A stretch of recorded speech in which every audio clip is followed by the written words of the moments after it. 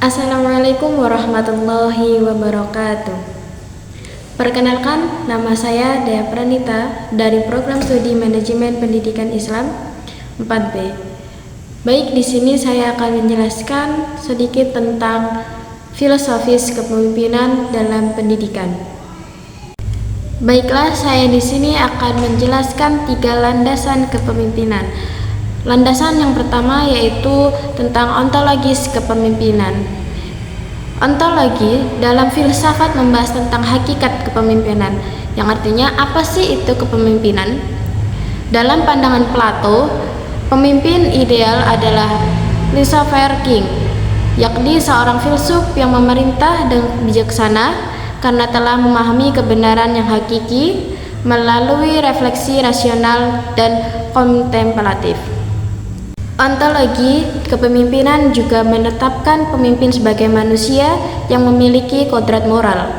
Artinya, seorang pemimpin bukan sekedar tokoh struktural atau penjabat administratif, tetapi aktor moral yang harus menyadari tanggung jawabnya terhadap sesama manusia dan Tuhan. Dalam filsafat Islam, kepemimpinan adalah amanah atau kepercayaan ilahi yang harus dipertanggungjawabkan secara moral dan spiritual. Landasan yang kedua yaitu epistemologi kepemimpinan. Epistemologi adalah cabang filsafat yang membahas tentang sumber, batas, dan validitas pengetahuan.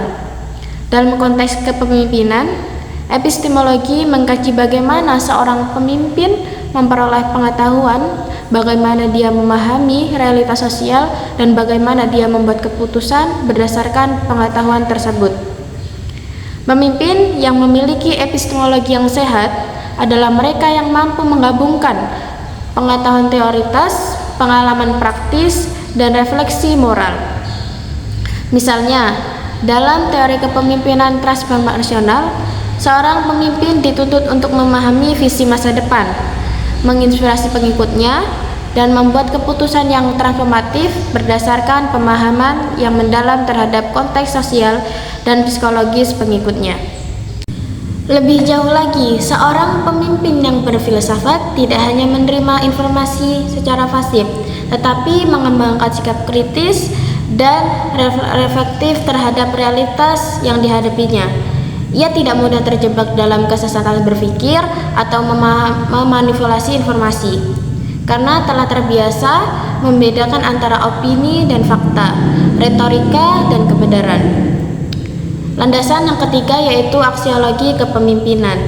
Aksiologi adalah bagian dari filsafat yang membahas nilai-nilai, baik nilai moral, etika maupun spiritual. Dalam konteks kepemimpinan, aksiologi mengarahkan pada etika kepemimpinan, yaitu nilai-nilai dasar yang harus menjadi landasan dalam perilaku dan keputusan seorang pemimpin. Dalam pandangan filsuf Immanuel Kant, seorang pemimpin harus bertindak berdasarkan imperatif kategoris, yaitu prinsip moral yang berlaku universal. Artinya, setiap keputusan pemimpin harus dapat dipertanggungjawabkan secara moral, tidak hanya kepada individu yang dipimpinnya, tetapi juga kepada nilai-nilai kemanusiaan secara umum. Nilai-nilai seperti keadilan, kejujuran, kebijaksanaan, kerendahan hatian, dan empati merupakan fondasi etika kepemimpinan.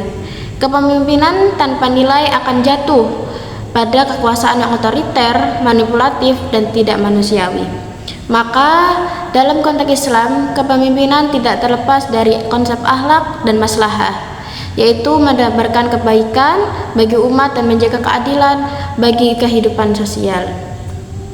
Pemimpinan yang memiliki aksiologi kuat tidak akan memimpin hanya untuk memenuhi ambisi kekuasaannya, tetapi menjadikan kepemimpinan sebagai ladang pengabdian baik kepada manusia maupun Tuhan.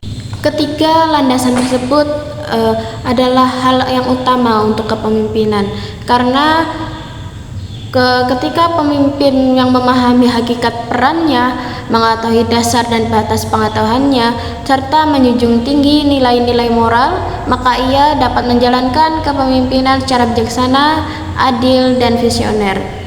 Landasan filosofis inilah yang membedakan antara pemimpin sejati dengan pemimpin manajer atau birokrat biasa. Filsafat membentuk karakter pemimpin yang reflektif, bertanggung jawab, dan berpandangan jauh ke depan. Dengan demikian, kepemimpinan tidak hanya menjadi alat untuk mencapai tujuan organisasi, tetapi juga menjadi sarana untuk membangun peradaban dan menciptakan transformasi sosial yang berkelanjutan. Mungkin hanya itu yang dapat saya sampaikan, kurang dan lebihnya saya mohon maaf. Saya akhiri, wallahu muwaffiq ila aqwamit thoriq. Wassalamualaikum warahmatullahi wabarakatuh.